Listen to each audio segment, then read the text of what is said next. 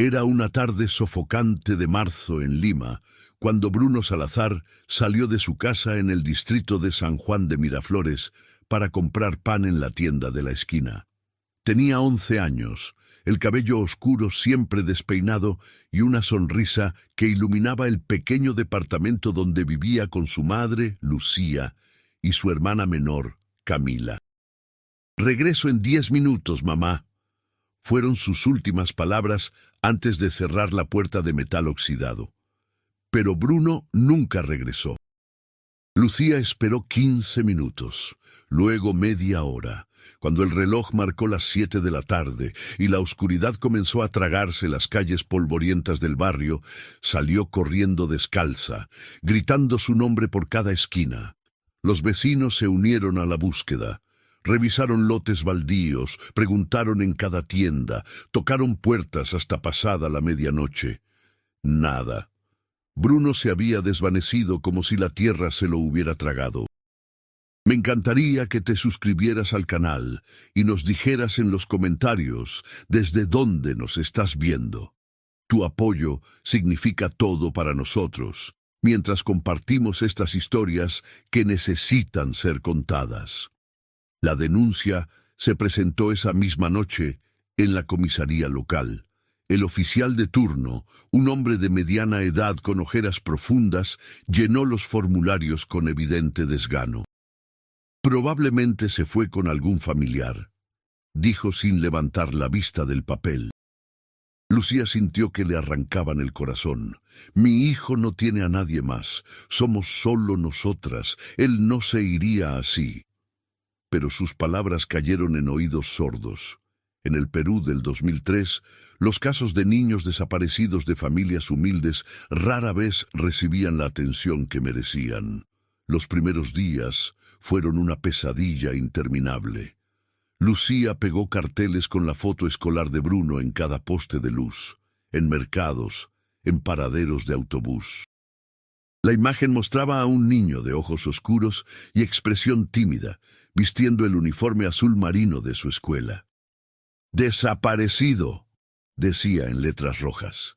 Debajo, el número de teléfono de Lucía, que nunca dejó de sonar con falsas pistas y crueles bromas. Las semanas se convirtieron en meses. Lucía dejó su trabajo en una fábrica textil para dedicarse completamente a buscar a su hijo. Visitó hospitales, morgues, albergues para indigentes. Cada cuerpo, sin identificar que aparecía en las noticias, la hacía temblar de terror. Revisaba rostros de niños en las calles con una desesperación que asustaba a los transeúntes. Camila, que apenas tenía 7 años, dejó de sonreír. «¿Cuándo va a volver Bruno?», preguntaba cada noche antes de dormir. Lucía no tenía respuesta. La policía realizó una investigación superficial. Interrogaron a vecinos, revisaron las cámaras de seguridad de algunas tiendas cercanas, pero las grabaciones eran borrosas o habían sido sobrescritas.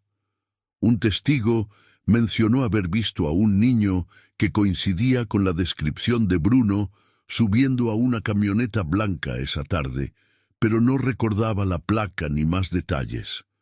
La pista se enfrió rápidamente. Lucía se unió a un grupo de madres que buscaban a sus hijos desaparecidos. Se reunían cada jueves en una pequeña iglesia del centro de Lima. Allí compartían historias, lágrimas y una rabia silenciosa contra un sistema que las había abandonado. «No somos invisibles», decían. «Nuestros hijos importan». Organizaban marchas con fotografías de los niños perdidos, pero los medios apenas les daban cobertura. En un país atravesado por la violencia política y la corrupción, las tragedias individuales de los pobres se diluían en el ruido. Durante el primer año, Lucía recibió llamadas de supuestos videntes y charlatanes que prometían encontrar a Bruno a cambio de dinero. Gastó sus pocos ahorros en estos fraudes, desesperada por cualquier esperanza. Un hombre le aseguró que Bruno estaba vivo en Cusco, trabajando en una chacra. Lucía viajó en autobús durante 20 horas, solo para descubrir que era mentira. Regresó a Lima con el alma destrozada y sin un sol en el bolsillo. Los años pasaron con una lentitud cruel. Camila creció con el fantasma de su hermano presente en cada cumpleaños, cada Navidad, cada momento familiar. El cuarto de Bruno permaneció intacto, como un santuario. Sus cuadernos escolares, sus carritos de juguete, su ropa doblada esperando su regreso. Lucía no permitía que nadie tocara nada.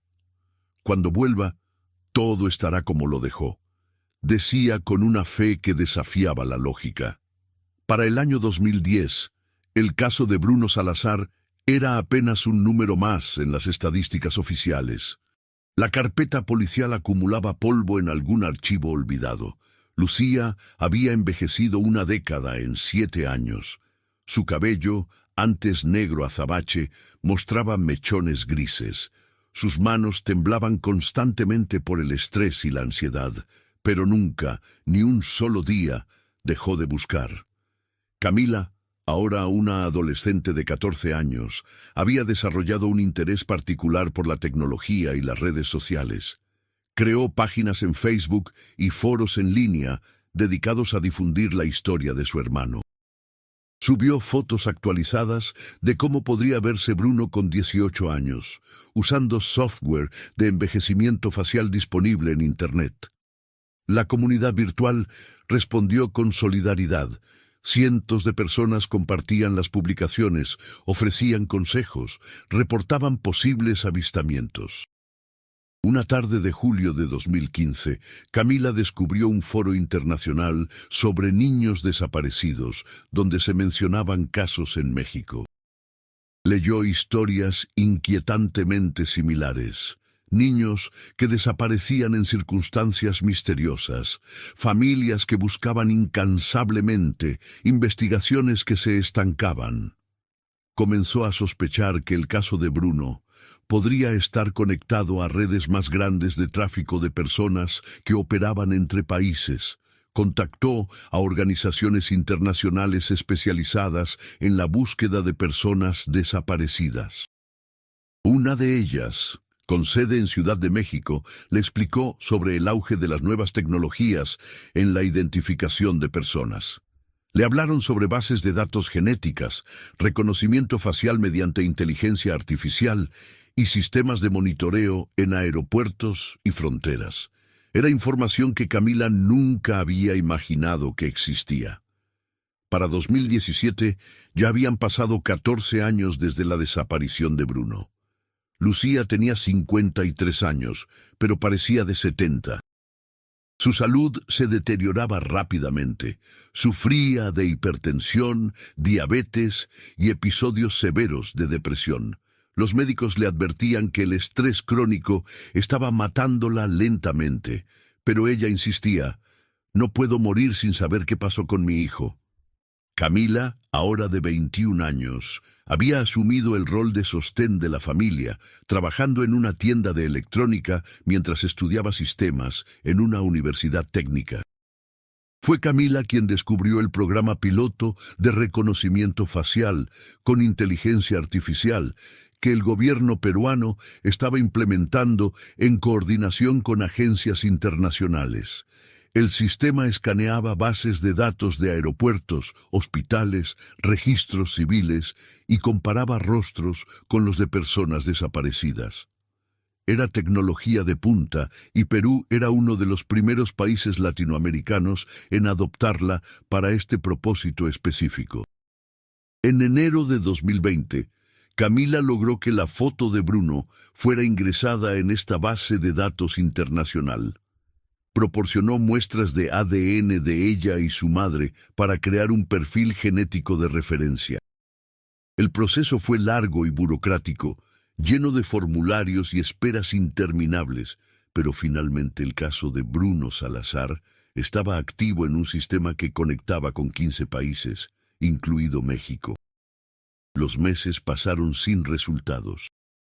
La pandemia de COVID-19 paralizó el mundo, incluyendo las operaciones de búsqueda. Los vuelos internacionales se suspendieron, los sistemas se saturaron con otras prioridades. Lucía contrajo el virus en julio de 2020 y estuvo al borde de la muerte. Durante las 2 semanas que pasó hospitalizada, intubada y luchando por respirar, Camila no se separó de ella. «Tienes que resistir, mamá. Lo vamos a encontrar», le susurraba a través del vidrio de la UCI. Lucía sobrevivió, pero quedó débil y con secuelas respiratorias permanentes. El oxígeno se convirtió en su compañero constante. Aún así, cada mañana se sentaba junto a la ventana de su departamento, mirando la calle, esperando ver aparecer a Bruno caminando hacia la puerta. El año 2020 terminó con una mezcla de alivio y desesperación. Alivio porque ambas habían sobrevivido al virus. Desesperación porque 17 años sin Bruno parecían una eternidad insuperable. Camila había cumplido 24 años y toda su vida adulta había estado marcada por la ausencia de su hermano.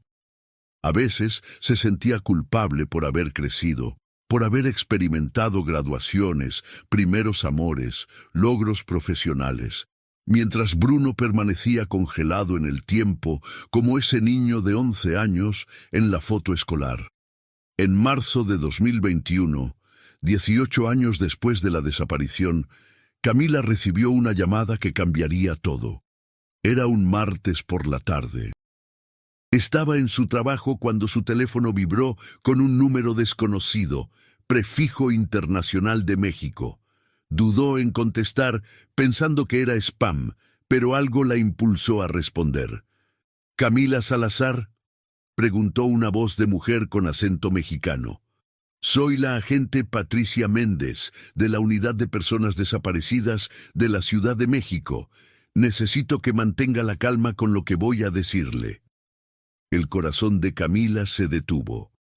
Las palabras que siguieron parecían irreales. El sistema de reconocimiento facial con inteligencia artificial había generado una coincidencia del 92% entre la foto de Bruno Salazar y un hombre que había sido escaneado en el Aeropuerto Internacional de la Ciudad de México 3 días atrás. Camila apenas podía respirar. «¿Están seguros? ¿Cómo es posible? ¿Por qué en México?». La agente Méndez explicó con voz profesional pero amable que el hombre había llegado en un vuelo desde Monterrey con destino a Guadalajara. El sistema automático de reconocimiento facial en migración había marcado su rostro como coincidencia potencial con una persona desaparecida registrada en la base de datos internacional. Las autoridades mexicanas habían contactado inmediatamente a sus homólogos peruanos. «Necesitamos que su madre y usted proporcionen nuevas muestras de ADN para confirmar la identificación», continuó la agente. «El proceso puede tomar entre 3 y 5 semanas. El sujeto ha sido localizado y está siendo monitoreado, pero no podemos aproximarnos hasta tener confirmación definitiva. ¿Entiende?». Camila apenas podía articular palabra. Sí, haremos lo que sea necesario». La agente advirtió sobre no crear falsas esperanzas. Las coincidencias de reconocimiento facial, aunque sofisticadas, no eran infalibles. Podría ser un error. Camila colgó temblando de pies a cabeza. ¿Cómo le diría esto a su madre? Lucía estaba tan frágil, tanto física como emocionalmente. Una decepción más podría matarla literalmente. Esa noche, Camila se sentó junto a su madre en la pequeña sala del departamento. Lucía estaba conectada a su tanque de oxígeno, tejiendo un suéter que nunca terminaba. «Mamá, tengo que decirte algo importante», comenzó Camila con la voz quebrada. Cuando terminó de explicar, Lucía dejó caer el tejido. Sus ojos, que habían llorado océanos durante 18 años, se llenaron de una mezcla de esperanza y terror.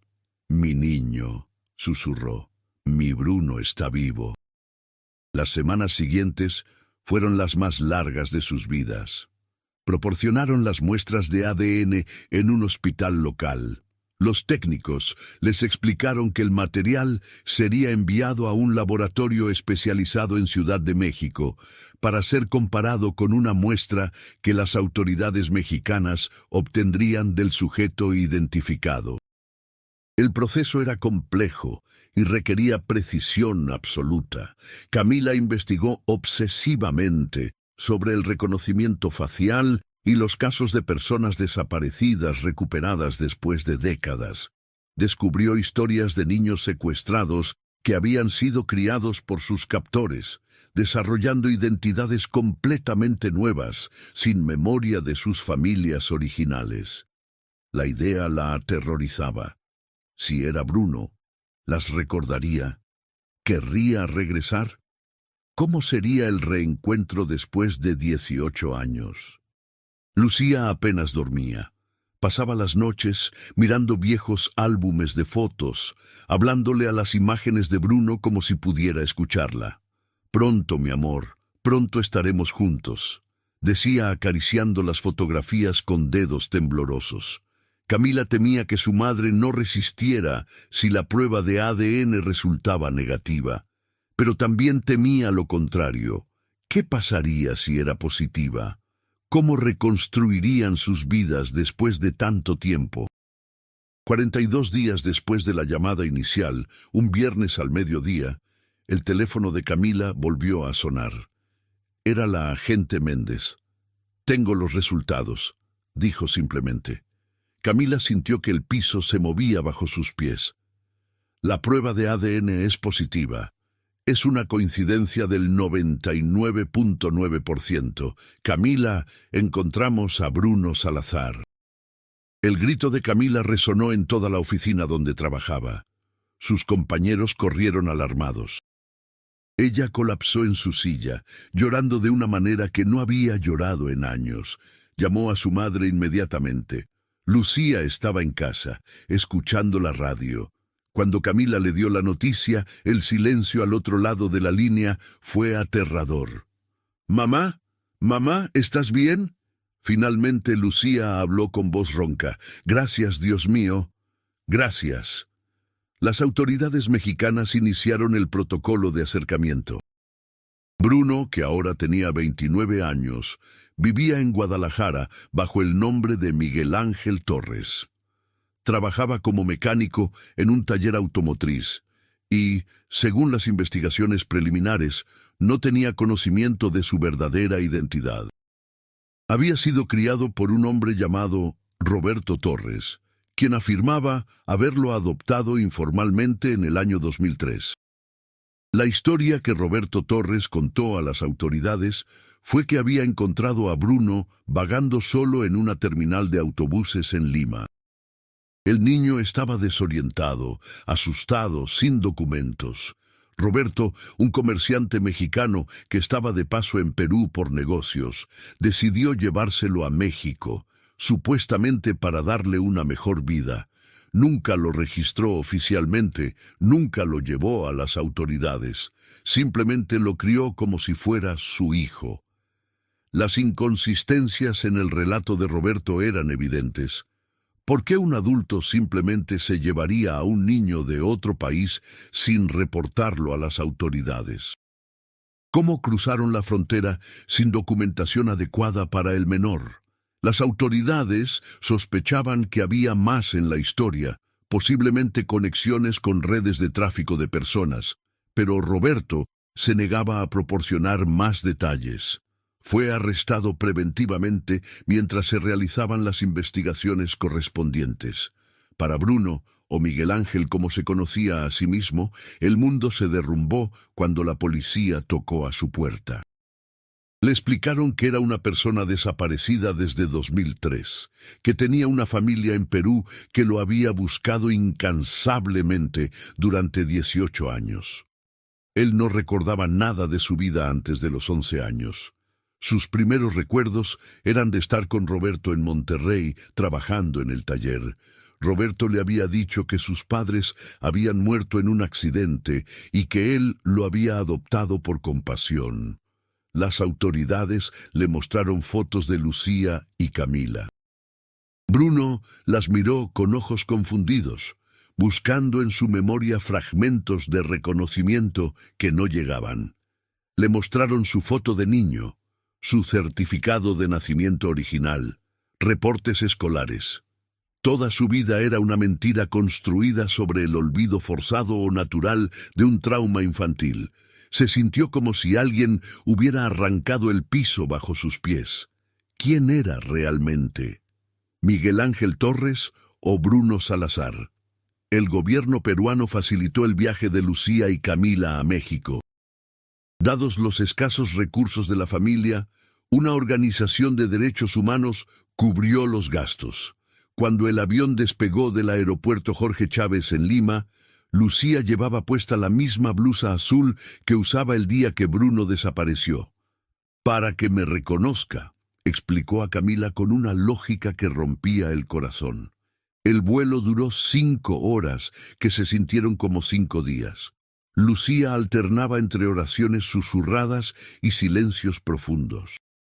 Camila sostenía su mano, sintiendo el pulso irregular de su madre. «¿Y si no nos recuerda?», preguntó Lucía en algún momento. «No importa, mamá. Es él. Lo recuperamos». Pero ambas sabían que sí importaba. El reencuentro después de 18 años con un hijo que no recordaba ser tu hijo era una alegría mezclada con un duelo imposible de describir. Llegaron a Ciudad de México al anochecer. Fueron recibidas por la agente Méndez y un equipo de psicólogos especializados en reunificación familiar. Les explicaron que el encuentro debía ser manejado cuidadosamente.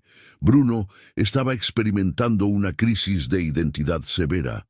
Había accedido a conocerlas, pero estaba resistente, confundido, enojado con un pasado que no reconocía como suyo. El reencuentro estaba programado para el día siguiente en una oficina de la Fiscalía, en un ambiente neutral y controlado. Esa noche, Lucía y Camila no pudieron dormir en el hotel modesto donde las habían alojado. Revisaban una y otra vez las fotos que las autoridades les habían mostrado de Bruno adulto. Era él, sin duda. Los mismos ojos oscuros, la misma forma de la nariz, pero convertido en un hombre. Un desconocido con el rostro de su hijo y hermano. A la mañana siguiente llegaron temprano. La sala de reuniones tenía paredes color beige y una mesa rectangular en el centro. Había vasos con agua, una caja de pañuelos, cámaras de seguridad discretas. Los psicólogos les explicaron nuevamente qué esperar, cómo comportarse, que no presionaran, que respetaran su espacio emocional. Lucía apenas escuchaba. Su corazón latía tan fuerte que pensó que todos en la sala podían oírlo. Cuando la puerta se abrió y Bruno entró, el tiempo se congeló. Era alto, de hombros anchos, vestía jeans y una camiseta simple. Su expresión era cautelosa, casi defensiva. Miró a Lucía y Camila sin emoción aparente, como si fueran extrañas. Lucía se levantó con dificultad, las piernas apenas sosteniéndola. «Bruno», susurró. «Mi niño». Bruno permaneció inmóvil junto a la puerta. «Me llamo Miguel», dijo con acento mexicano marcado. Su voz era grave, de hombre adulto. No había reconocimiento en sus ojos. Lucía dio un paso adelante, levantando una mano temblorosa. «Yo soy tu mamá. Esta es Camila, tu hermana. Te hemos buscado durante 18 años». Las lágrimas corrían por su rostro, pero Bruno no reaccionó. Miró al psicólogo como buscando permiso para salir. «Sé que esto es difícil», intervino el psicólogo con voz calmada. «Nadie espera que recuerdes todo inmediatamente. Solo queremos que conozcas tu historia». Bruno se sentó finalmente, pero en el extremo opuesto de la mesa, lo más lejos posible de ellas. Camila, conteniendo sus propias lágrimas, comenzó a hablar. Le contó sobre su vida en Lima, sobre cómo desapareció comprando pan, sobre los 18 años de búsqueda incansable. Le mostró fotos en su teléfono, Cumpleaños, Navidades, el cuarto de Bruno que permanecía intacto. Bruno miraba las imágenes con expresión inescrutable. «No recuerdo nada de esto», dijo finalmente. «Mi vida es otra. Tengo amigos, trabajo, una novia en Guadalajara. No soy esa persona de las fotos». Sus palabras eran como cuchillos en el corazón de Lucía. «Pero eres tú, mi amor. Tu ADN lo confirma. Eres Bruno Salazar. Naciste el 5 de octubre de 1992 en Lima. Eres mi hijo». «No», respondió Bruno con voz más firme. «Soy Miguel Ángel Torres. Esa es la única persona que conozco ser». Se levantó para salir. Lucía intentó alcanzarlo, pero sus piernas fallaron y cayó al suelo. Camila corrió a ayudarla mientras Bruno se detenía en la puerta, mirando hacia atrás con algo que podría haber sido culpa o confusión. El psicólogo le pidió que se quedara un poco más, que era normal sentirse abrumado. Las siguientes semanas fueron un proceso lento y doloroso de acercamiento. Bruno aceptó reuniones supervisadas, principalmente porque las autoridades le explicaron que necesitaba cooperar con la investigación sobre su desaparición y lo sucedido con Roberto Torres, pero emocionalmente mantenía distancia. No llamaba a Lucía mamá, usaba lenguaje formal, respondía preguntas con monosílabos. Lucía y Camila permanecieron en México, agotando sus recursos y dependiendo de la ayuda de organizaciones civiles. Lucía se deterioraba visiblemente. El estrés del reencuentro fracturado, combinado con sus condiciones médicas preexistentes, la tenían al borde del colapso. Los médicos mexicanos que la atendieron advirtieron que necesitaba regresar a casa y descansar, pero ella se negaba. «No puedo irme sin mi hijo», insistía. Camila se convirtió en el puente entre ambos. Le hablaba a Bruno sobre sus vidas, compartía anécdotas, le explicaba el sufrimiento de su madre sin presionarlo. Lentamente, muy lentamente, Bruno comenzó a bajar la guardia. Una tarde, durante una reunión, preguntó: «¿Por qué me llamaban Bruno?». Fue la primera vez que mostró curiosidad genuina. Lucía, que había permanecido callada esa sesión por recomendación del psicólogo, sonrió débilmente. «Por tu abuelo paterno. Era un hombre bueno que murió antes de que nacieras». «Queríamos honrar su memoria». Bruno asintió levemente procesando la información. «¿Y mi padre?». Lucía bajó la mirada. «Se fue cuando Camila era bebé. No fue un buen hombre. Pero tú eras mi luz. Siempre sonreías, incluso cuando teníamos tan poco». Bruno la miró directamente por primera vez. Había algo en la voz de Lucía, en la forma en que hablaba de él, que resonaba en algún lugar profundo de su ser que no podía explicar. Las investigaciones revelaron que Roberto Torres había estado involucrado en actividades ilícitas relacionadas con documentación falsa. No quedaba claro si había secuestrado a Bruno deliberadamente o si realmente lo había encontrado como afirmaba, pero su acción de llevárselo sin reportarlo a las autoridades era sin duda un delito grave. Bruno, ahora enfrentando la realidad de que el único padre que conocía era potencialmente un criminal, se sumió en una crisis existencial profunda. Una noche, 3 meses después del reencuentro inicial, Bruno llamó a Camila. Era pasada la medianoche en México. «No puedo dormir», dijo. «Sigo teniendo un sueño recurrente. Estoy en una casa pequeña. Huele a comida cocinándose. Hay una niña pequeña jugando con muñecas. Me llama hermano. Luego todo se vuelve oscuro y me despierto». Camila sintió que su corazón se detenía. «Esa niña era yo, Bruno. Ese era nuestro departamento en Lima. Mamá cocinaba lentejas casi todos los días porque era lo que podíamos pagar. Y yo te seguía a todas partes». Al día siguiente, Bruno aceptó por primera vez ir a terapia de recuperación de memoria. Los profesionales le explicaron que los recuerdos traumáticos a menudo quedaban suprimidos, especialmente en niños. Lo que le había sucedido, fuera lo que fuera exactamente, había sido tan abrumador que su mente joven había borrado todo para protegerse. Pero los recuerdos no se pierden realmente.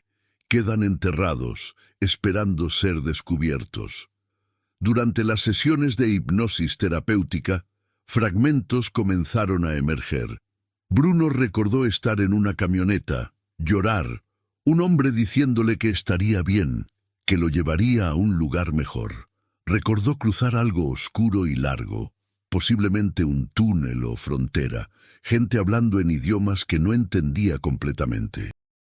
Recordó tener miedo, llamar a su mamá y ese hombre, Roberto, tranquilizándolo una y otra vez hasta que eventualmente dejó de preguntar por ella.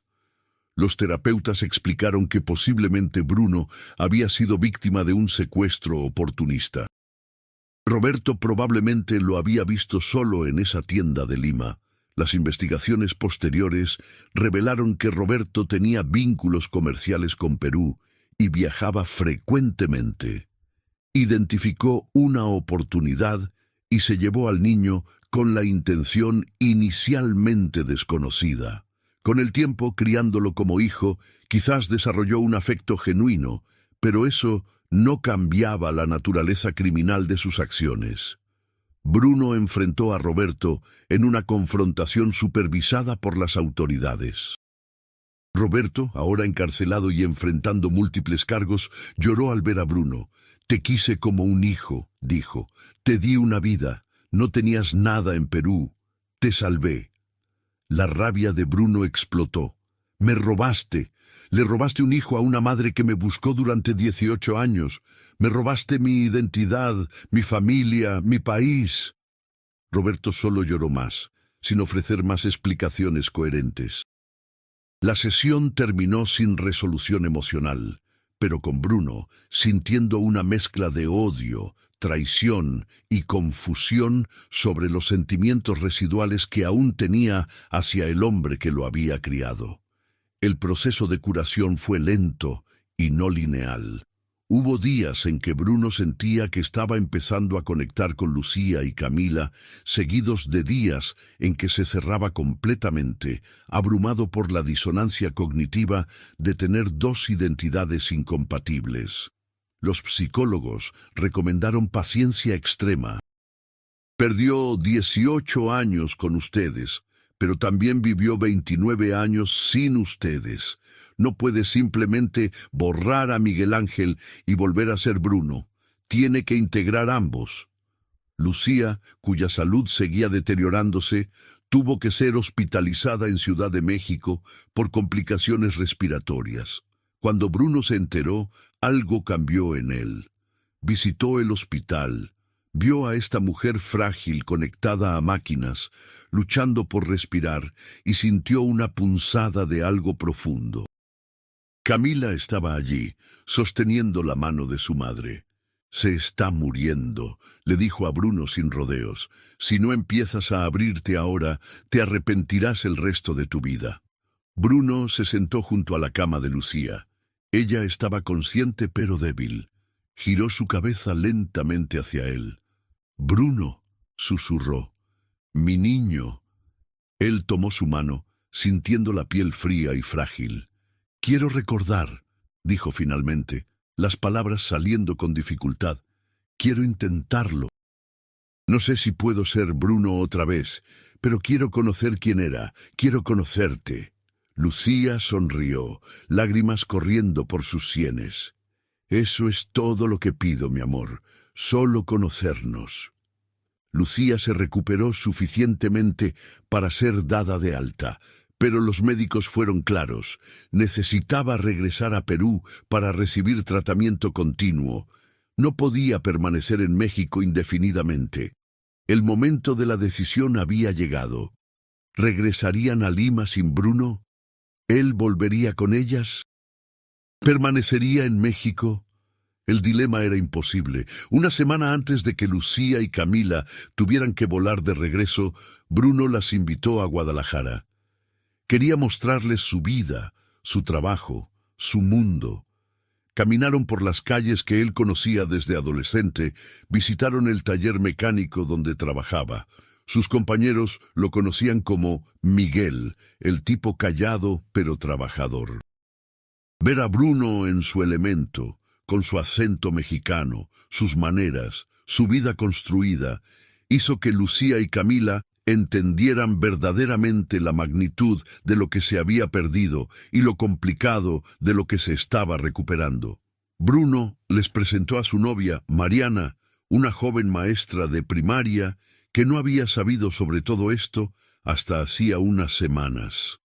Mariana era dulce, comprensiva, pero claramente preocupada por el futuro de su relación. ¿Bruno se iría a Perú? ¿Terminarían? La incertidumbre era palpable. Durante la cena que compartieron, Mariana hizo preguntas sobre Lima, sobre la vida de Bruno niño. Lucía respondió con historias llenas de amor y pobreza, de un niño feliz a pesar de tener poco.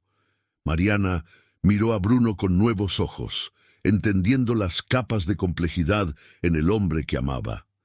Esa noche, después de despedirse de Mariana, Bruno caminó con Lucía y Camila por el malecón.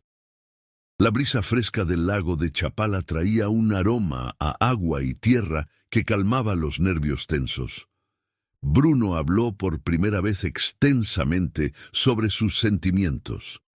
No sé cómo ser hijo nuevamente cuando he vivido 29 años sin serlo para ustedes. No sé cómo reconciliar que la persona que llamaba papá me robó, pero también me cuidó, me enseñó un oficio, estuvo ahí cuando estaba enfermo. Todo es tan confuso. Lucía, caminando lentamente con su tanque de oxígeno portátil, respondió: «No necesito que seas el Bruno de 11 años. Ese niño se fue hace mucho tiempo, tanto como la Lucía que yo era entonces. Solo necesito que seas tú, quien sea que eres ahora, y que me dejes conocerte. No te pido que vengas a Perú si tu vida está aquí. Solo te pido que no me cierres la puerta completamente». Camila agregó: «Mamá no va a vivir mucho más. Los médicos no lo dicen directamente, pero lo sabemos. Lo que más necesita es saber que estás bien, que puedes ser feliz y que de vez en cuando recordarás que tienes una familia en Lima que te ama incondicionalmente, sin importar qué nombre uses o dónde vivas». Las palabras de Camila quebraron algo en Bruno. Se detuvo, mirando el agua oscura del lago. «No quiero más pérdidas», dijo finalmente. «Ya perdí demasiado tiempo sin saberlo». El día de la partida llegó demasiado rápido. En el aeropuerto Bruno llegó temprano, algo inusual para alguien que había mantenido distancia emocional por meses. Traía una caja pequeña. «Encontré esto entre las cosas de Roberto cuando fui a sacar mis pertenencias de la casa», explicó. Dentro había una identificación de escolar peruana a nombre de Bruno Salazar, descolorida y doblada, pero legible. La tenía guardada todo este tiempo. Nunca me dijo qué era. Ahora entiendo por qué. Lucía tomó la identificación con manos temblorosas. Era la prueba física de que su hijo había estado ahí todo el tiempo, su identidad escondida pero no destruida. La abrazó contra su pecho, sollozando. Bruno, por primera vez desde el reencuentro, la abrazó. No fue un abrazo completamente natural. Todavía había rigidez, pero fue genuino. «Voy a ir a visitarlas», dijo. «No sé cuándo, pero lo haré. Quiero conocer Lima, ver la casa donde crecí. Quiero entender». Camila se unió al abrazo, y por un momento, en medio del bullicio del aeropuerto, fueron nuevamente una familia. Imperfecta, rota, reconstruida con hilos frágiles, pero familia al fin. Cuando Lucía y Camila cruzaron la puerta de abordaje, ambas miraron atrás. Bruno seguía ahí, de pie, mirándolas.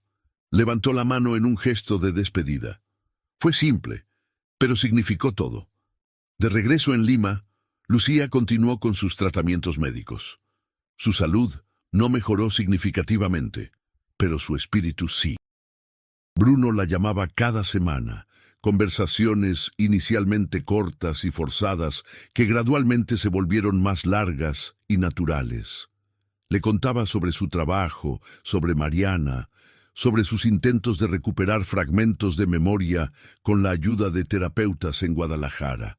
Lucía le hablaba sobre el barrio, sobre vecinos que recordaban su desaparición, sobre Camila, que estaba terminando su carrera universitaria.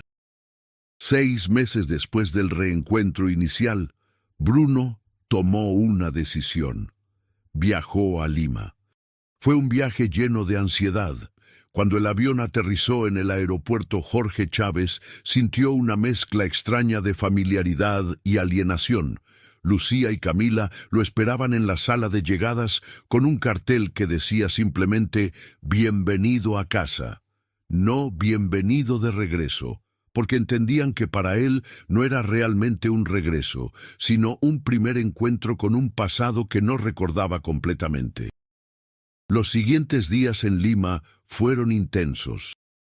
Bruno recorrió las calles de San Juan de Miraflores. Visitó la tienda donde supuestamente había ido a comprar pan ese día fatídico de 2003. El dueño, un anciano que todavía recordaba el caso, lloró al verlo adulto.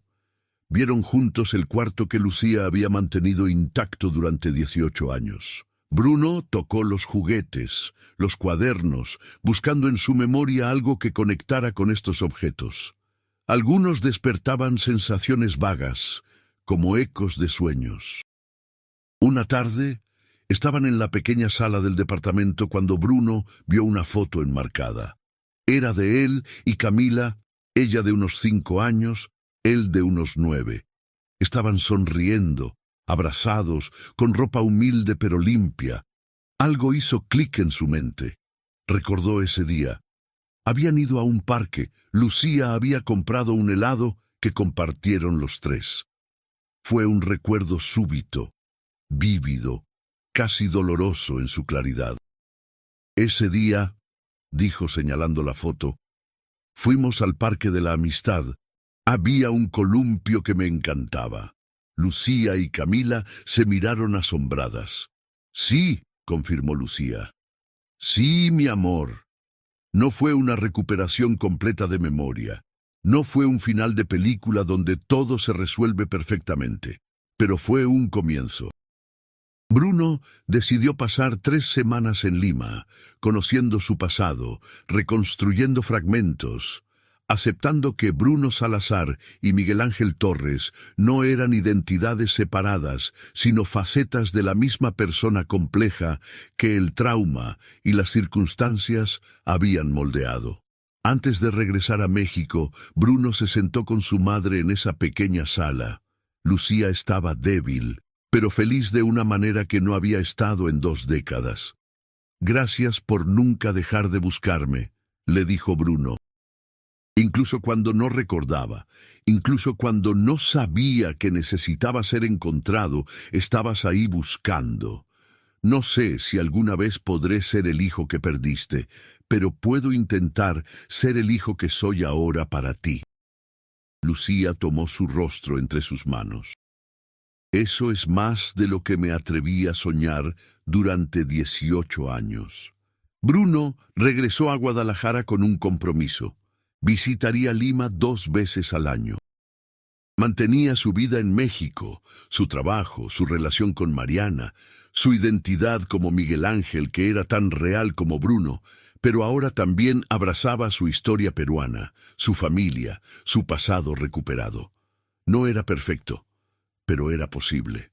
Lucía Salazar murió 2 años después, en 2023, a los 58 años.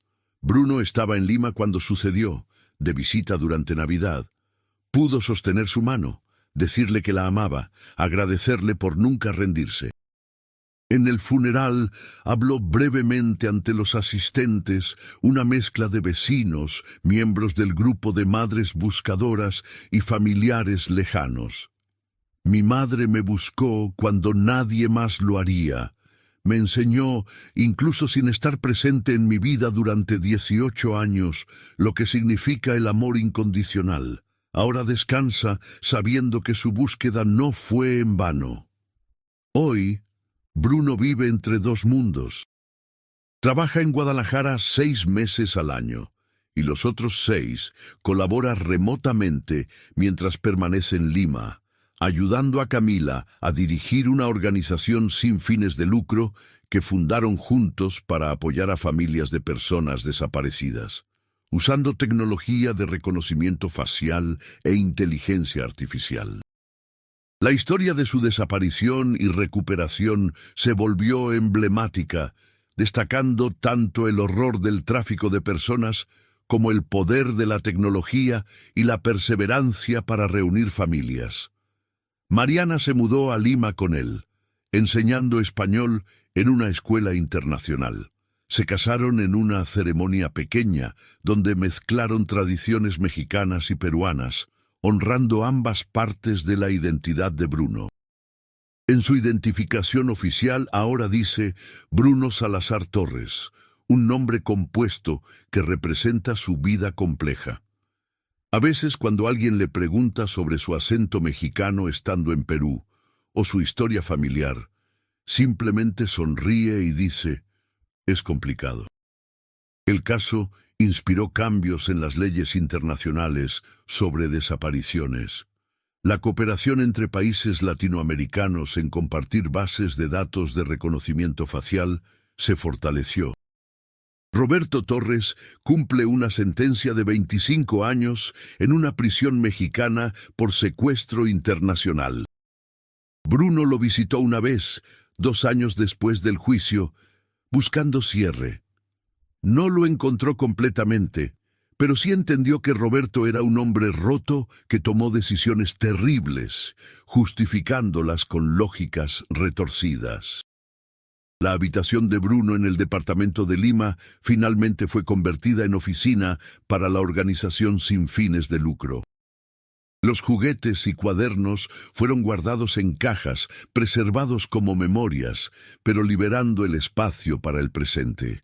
En la pared hay una foto ampliada de Bruno a los 11 años, junto a una reciente de él a los 31, sonriendo junto a Camila. Debajo una placa dice, nunca dejen de buscar. Camila a veces se sienta en esa oficina, trabajando en casos de otras familias, y piensa en cómo su vida entera fue definida por la ausencia y luego la recuperación de su hermano. No se arrepiente. Cada familia que ayudan a reunir siente cómo honrar la memoria de su madre y el milagro imperfecto de haber encontrado a Bruno. En noches tranquilas, Bruno se sienta en el balcón de su departamento en Lima, mirando las luces de la ciudad que apenas recuerda, pero que ahora llama hogar también. Piensa en los años perdidos, en las 2 vidas paralelas que vivió, en el niño que desapareció comprando pan y el hombre que regresó gracias a un algoritmo de inteligencia artificial en un aeropuerto mexicano. La vida es extraña, piensa, cruel y milagrosa en medidas iguales. No hay finales perfectos en historias de desapariciones. Hay recuperaciones, reunificaciones, intentos de reconstrucción, pero el tiempo perdido nunca se recupera realmente. Bruno aprendió a vivir con esa verdad.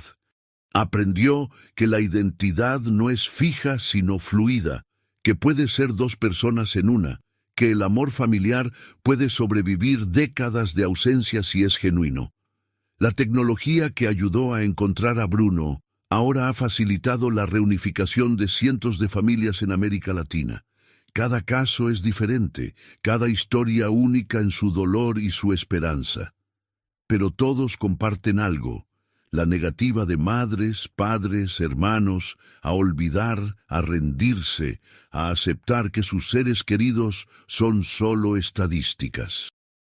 Bruno Salazar, el niño que desapareció en Lima en 2003, y Miguel Ángel Torres, el mecánico de Guadalajara, son ahora la misma persona, un hombre de 31 años que entiende que la identidad es compleja, que el hogar puede estar en dos lugares, que la familia no es solo sangre, sino elección continua de estar presente. Su historia no terminó en ese aeropuerto cuando la inteligencia artificial escaneó su rostro. Comenzó de nuevo, complicada y hermosa, como todas las segundas oportunidades. La organización que Bruno y Camila fundaron, llamada Rostros del Tiempo, operaba desde un pequeño local en el centro de Lima, que habían conseguido mediante donaciones y el apoyo de organizaciones internacionales de derechos humanos. Las paredes estaban cubiertas con fotografías de personas desaparecidas, algunas desde hacía décadas, otras apenas meses. Cada rostro representaba una familia destrozada, una historia interrumpida, una búsqueda que no debía terminar. Camila se había convertido en una experta en tecnología de reconocimiento facial y bases de datos. Pasaba horas entrenando algoritmos, actualizando fotografías con software de envejecimiento, coordinando con autoridades de diferentes países. Su experiencia personal le daba una perspectiva única. Entendía el dolor de las familias que llegaban a su oficina con ojos desesperados y carpetas llenas de reportes policiales archivados. No se rindan, les decía siempre. Nosotros no nos rendimos, y encontramos a Bruno después de 18 años. El trabajo no era fácil. Por cada historia de éxito como la de Bruno, había docenas de casos que permanecían sin resolver, niños que nunca aparecían, adultos que se esfumaban sin dejar rastro, pistas que conducían a callejones sin salida. Pero Camila había aprendido de su madre que la esperanza no era ingenua. Era una forma de resistencia. Cada base de datos actualizada, cada fotografía procesada por inteligencia artificial, cada coordinación con autoridades internacionales era un acto de fe en que la tecnología y la perseverancia humana podían lograr lo imposible. Bruno dividía su tiempo entre el trabajo técnico en el taller de Guadalajara y las labores administrativas de la organización. Había descubierto que tenía facilidad para tratar con familias en crisis. Su propia experiencia, la confusión de su identidad fragmentada, le permitía conectar con personas que atravesaban traumas similares. Cuando un padre le decía, «Ya no sé si mi hijo me recordará después de tantos años», Bruno podía responder desde un lugar de verdad absoluta. Quizás no recuerde los detalles, pero el amor permanece de maneras que no entendemos completamente. Una tarde de abril de 2024, llegó a la oficina una mujer llamada Elena Vargas. Tenía 42 años, pero parecía mucho mayor. Su hija Sofía había desaparecido en Cusco en 2015 cuando tenía 14 años. Habían pasado 9 años sin una sola pista sólida. Elena había gastado todos sus ahorros en investigadores privados, videntes, cualquier cosa que prometiera respuestas. Llegaba a Rostros del Tiempo como último recurso antes de rendirse completamente. Camila la recibió con la calidez que había aprendido a cultivar. Le explicó el proceso. Ingresarían la información de Sofía en todas las bases de datos internacionales conectadas. Procesarían su fotografía con software de envejecimiento para mostrar cómo se vería a los 22 años. Establecerían alertas en sistemas de reconocimiento facial en aeropuertos, hospitales, registros civiles de 18 países. No puedo prometerte resultados inmediatos, dijo Camila honestamente, pero puedo prometerte que no te daremos la espalda. Bruno trabajó personalmente en el caso de Sofía. Algo en la historia resonaba con la suya. Una adolescente desaparecida en una ciudad turística, probablemente víctima de redes de tráfico. Contactó con organizaciones en Bolivia, Brasil, Ecuador, países donde frecuentemente terminaban las víctimas de estas redes. Compartió el caso en foros especializados, grupos de activistas, redes de periodistas de investigación. La búsqueda de una persona era como lanzar una red inmensa. esperando que algún hilo eventualmente se enganchara en algo sólido. Mientras tanto, la vida de Bruno continuaba su curso complejo. Mariana quedó embarazada a finales de 2024. La noticia trajo alegría mezclada con reflexiones profundas. Bruno sería padre. Traería un hijo a un mundo donde él mismo había sido arrebatado de su familia. La responsabilidad le aterraba y lo motivaba en igual medida. «Voy a ser el padre que Roberto nunca fue realmente para mí», le dijo a Mariana una noche mientras acariciaba su vientre creciente. «Voy a criar a nuestro hijo con verdad, sin secretos, con raíces claras». Decidieron que el bebé nacería en Lima. Querían que su primer hijo tuviera conexión directa con las raíces peruanas de Bruno desde el primer momento. Mariana, que había aprendido a amar Lima casi tanto como Guadalajara, estuvo de acuerdo. Rentaron un pequeño departamento en Miraflores, cerca de donde vivía Camila, y se prepararon para la llegada. El 15 de febrero de 2025 nació Lucía Salazar Torres. Le pusieron el nombre de la abuela que nunca conocería, pero cuyo legado de perseverancia y amor incondicional la había hecho posible.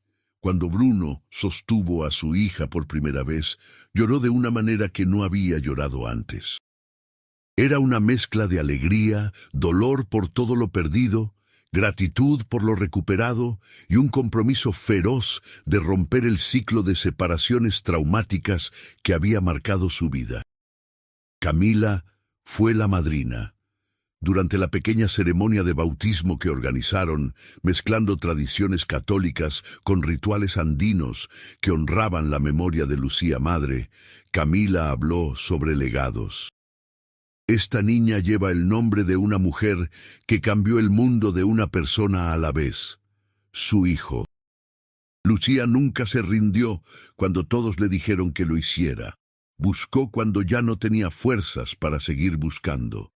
Y ahora, su nieta crece en un mundo donde las familias rotas tienen más herramientas para sanar, donde la tecnología sirve al amor, donde ninguna madre debería vivir lo que ella vivió. La pequeña Lucía se convirtió en la luz de la familia reconstruida. Bruno descubrió en la paternidad una forma de sanación que no había anticipado. Cada vez que cargaba a su hija, pensaba en su propia madre cargándolo a él, en los años que ella vivió con los brazos vacíos, esperando poder abrazarlo otra vez. La gratitud y el dolor coexistían constantemente. En junio de 2025, 5 meses después del nacimiento de Lucía, el caso de Sofía Vargas tuvo un desarrollo inesperado. El sistema de reconocimiento facial generó una coincidencia del 87% con una mujer fotografiada en un control de carretera en Santa Cruz de la Sierra, Bolivia. La mujer estaba con un grupo de personas que las autoridades bolivianas habían estado monitoreando por sospecha de tráfico laboral. Camila contactó inmediatamente a Elena Vargas y a las autoridades correspondientes. El proceso fue similar al de Bruno, pero con sus propias complejidades.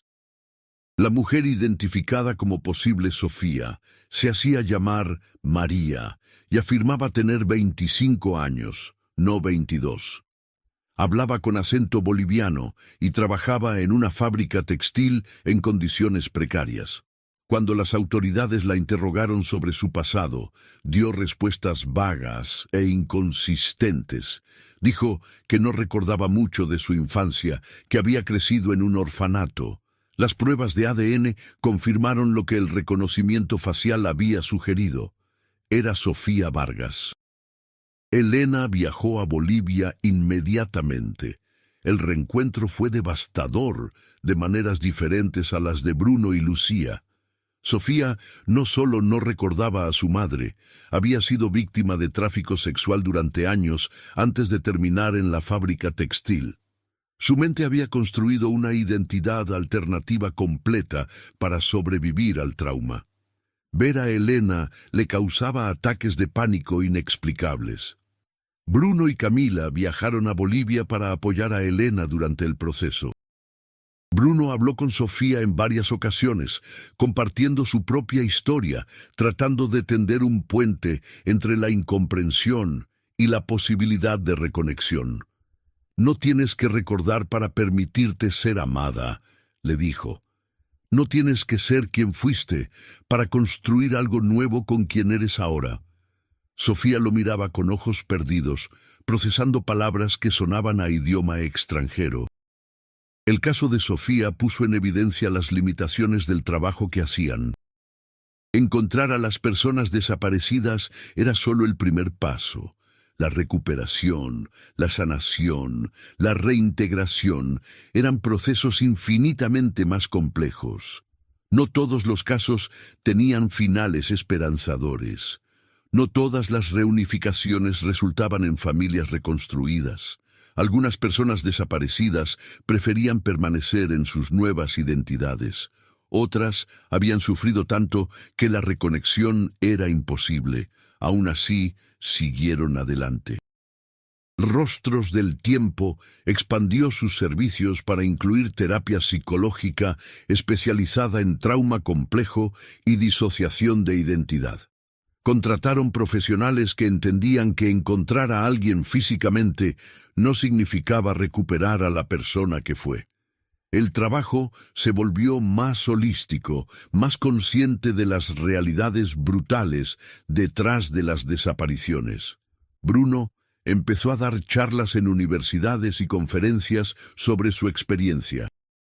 Hablaba sobre identidad fragmentada, sobre vivir entre dos mundos, sobre el impacto del trauma infantil que continúa décadas después. Sus presentaciones eran crudas, honestas, sin el barniz de finales felices que la gente esperaba. «No me recuperaron completamente», decía. «Recuperaron un cuerpo, un nombre, un ADN. La persona que era Bruno a los 11 años murió en ese secuestro. Quien soy ahora es alguien nuevo construido sobre las ruinas de dos identidades destruidas».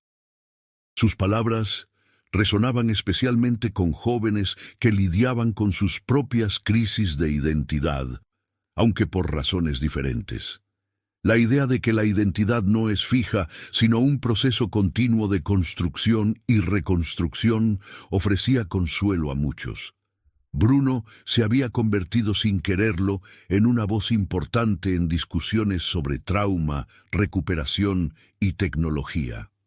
Para 2025, Rostros del Tiempo había facilitado la reunificación de 27 familias.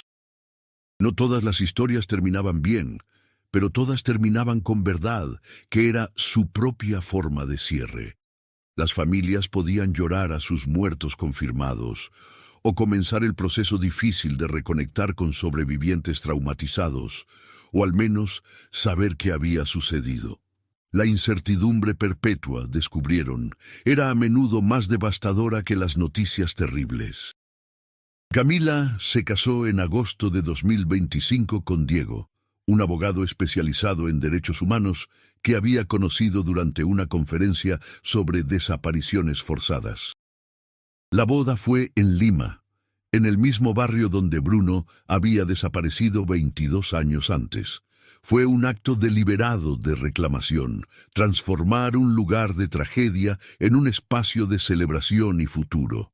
Durante la recepción, Bruno brindó por su hermana. Crecimos separados por circunstancias que no controlamos, pero el amor que mamá sembró en nosotros nos mantuvo conectados incluso cuando yo no sabía que existías. Ahora construyes tu propia familia y sé que mamá estaría tan orgullosa. El discurso hizo llorar a la mitad de los invitados. La historia de la familia Salazar se había vuelto conocida en ciertos círculos, símbolo de resistencia y esperanza contra probabilidades imposibles. Pero para Bruno y Camila no era una historia pública, era su vida, complicada y hermosa, que continuaban escribiendo día a día. La pequeña Lucía crecía rápido. A los 8 meses, ya balbuceaba y sonreía a todo el mundo. Bruno la llevaba a la oficina de Rostros del Tiempo regularmente.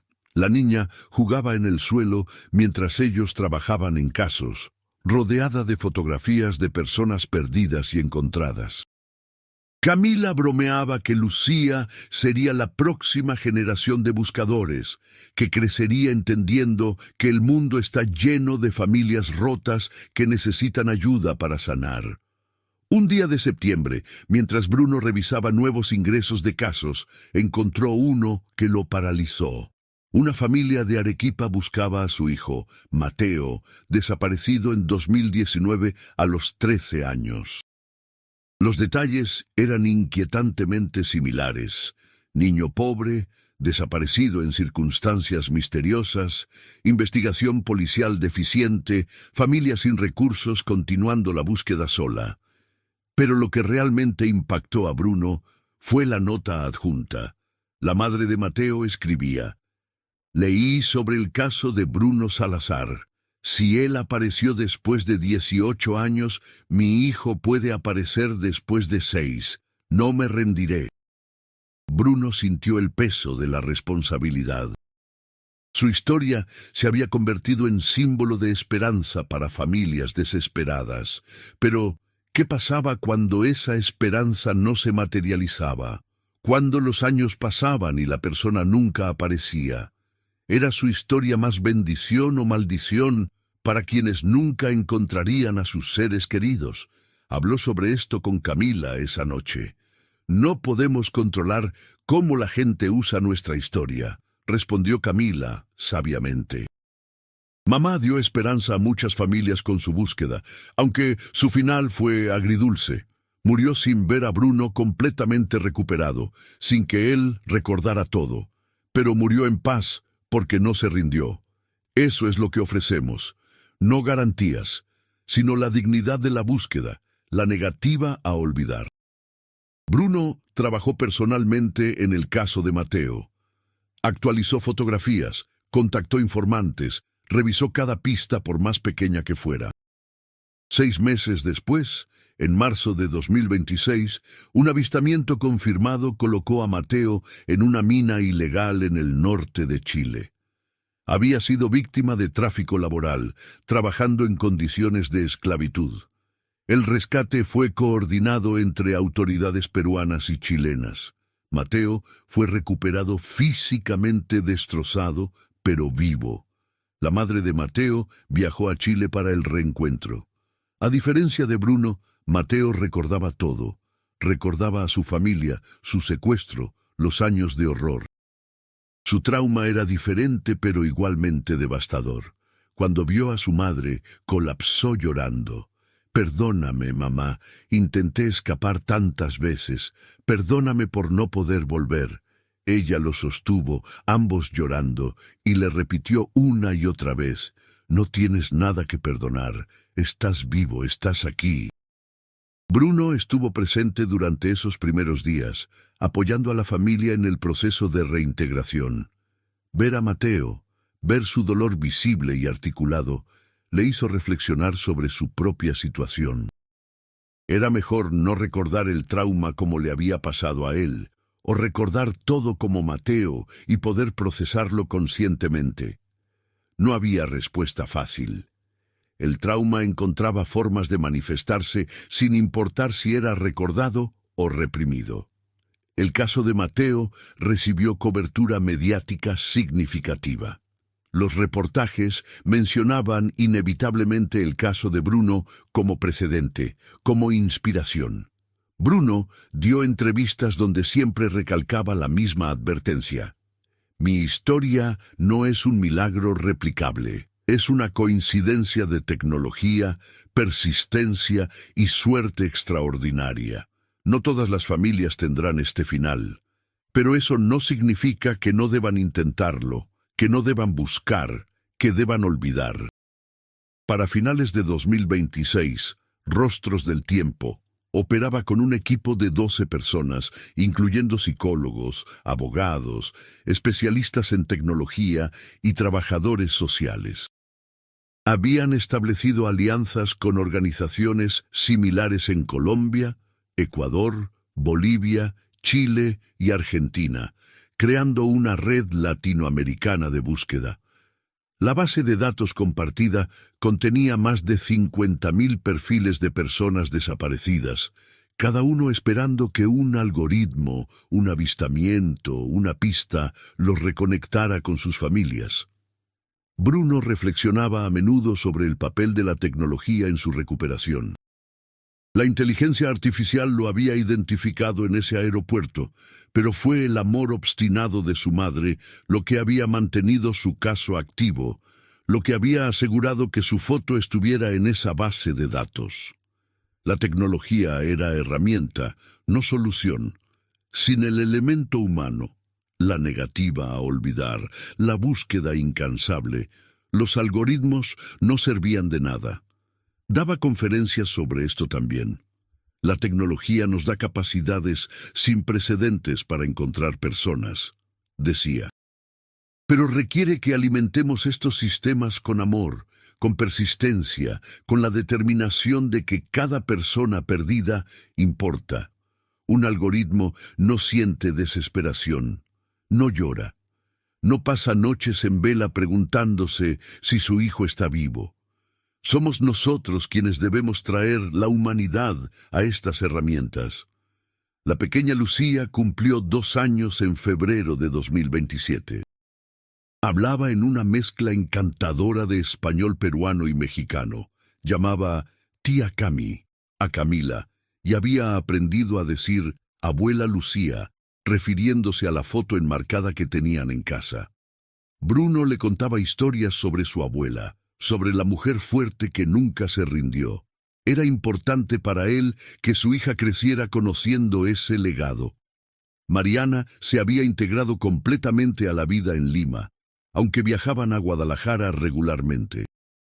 Enseñaba en una escuela bilingüe y se había involucrado en Rostros del Tiempo, ayudando con la coordinación de casos mexicanos. La familia de Bruno era ahora verdaderamente binacional, bicultural, un puente viviente entre 2 países que compartían las mismas tragedias de desapariciones y las mismas esperanzas de recuperación. En mayo de 2027, Roberto Torres falleció en prisión. Tenía 68 años y había sufrido un ataque cardíaco masivo.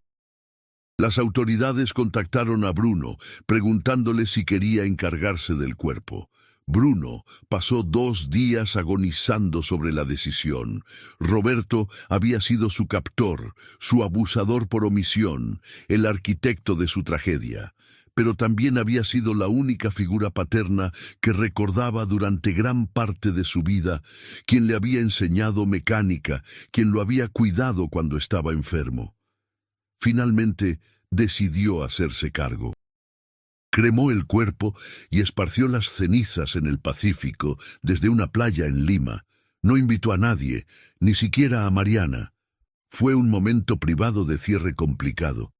«No te perdono», dijo al viento y al mar, «pero te dejo ir. Lo que fuiste para mí, bueno y malo, es parte de quien soy, y ahora termina aquí». Lloró por el hombre complicado y roto que fue Roberto Torres, y luego regresó a casa con su familia real. Camila tuvo su primer hijo en julio de 2027, un niño al que llamaron Andrés. Bruno y la pequeña Lucía visitaron el hospital el mismo día del nacimiento. Ver a Camila con su bebé, tan feliz y completa, llenó a Bruno de una emoción que no podía nombrar completamente. Habían recorrido un camino imposible desde aquel día de marzo de 2003, cuando él desapareció. Ahora eran adultos con sus propios hijos, construyendo familias que honraban el pasado sin ser prisioneras de él. Para agosto de 2027, 24 años después de la desaparición original de Bruno, Rostros del Tiempo había facilitado la reunificación de 63 familias. Las historias variaban enormemente, algunas felices, algunas devastadoras, la mayoría complicadas, pero todas compartían el hilo común de la recuperación, la verdad, el cierre de una forma u otra.